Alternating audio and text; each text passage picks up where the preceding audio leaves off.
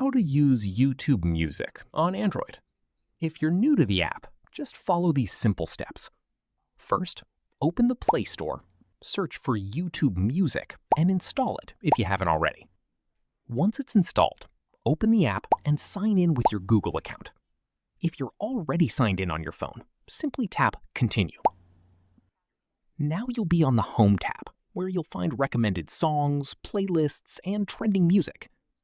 If you're using YouTube Music for the first time, tap Let's Go when prompted. To play music, simply tap any song, album, or playlist. You can use the controls at the bottom to play, pause, skip, or go back to the previous song. If you like a song, tap the Like button to improve your future recommendations. You can also tap the three-dot menu for more options, such as adding the song to a playlist or sharing it.